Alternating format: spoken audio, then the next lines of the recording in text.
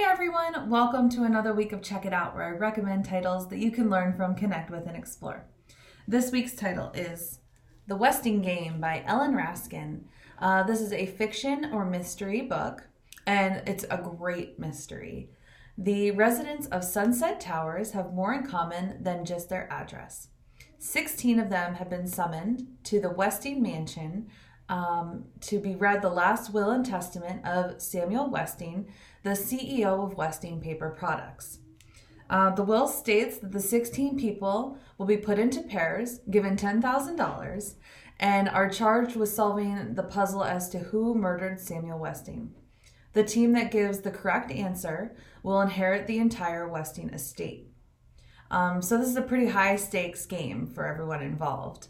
I read this book when I was in 7th grade, and it really stuck with me. It was unique in that it was the first mystery book that really surprised me. Like, I didn't guess the ending, and it stuck with me into adulthood. And I remember I was recently reading another book that reminded me so much of the Westing Game, and then I couldn't get that out of my head. And I thought, what a great book talk book. So I reread it, and what surprised me is that I picked up on so many other nuances as an adult.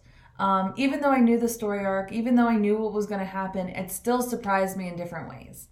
What I love about this book is that you kind of play along with the heirs, with the characters. You yourself almost feel like an heir because you're given the same amount of information as they are. And as Samuel Westing says, it's more about what you don't have than what you do have. I couldn't even pick a favorite character that I wanted to win. Because I ended up rooting for all of them in their own ways. You kind of become connected with them in different ways.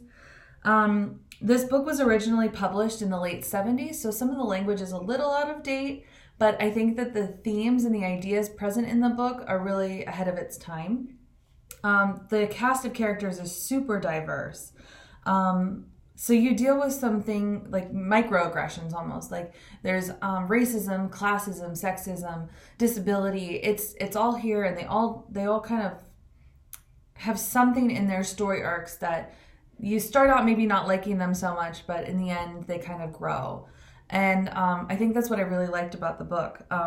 It's all of these themes are dealt with in a really positive way, which I think again was ahead of its time. I was hesitant to pick this up again, because I was afraid it was going to change things for me, but I really, really enjoyed it again as an adult. So I would say that I appreciated the character arcs more than solving the puzzle, and that's what really makes it a great book. I think it's great for anyone at any age, at any stage in their life. So I really encourage you to pick this up if you haven't read it before, or if you've read it before, read it again. I want to suggest my Readalikes. From the Mixed Up Files of Mrs. Basil E. Frankenweiler. This is another kind of mystery book that features 2 young children, and I loved it. It all takes place in New York City. And The Mysterious Benedict Society. If you've read this book before, I think you'll really like The Westing Game, or vice versa. So with that, I hope you found something to book up your week. Thanks, everyone.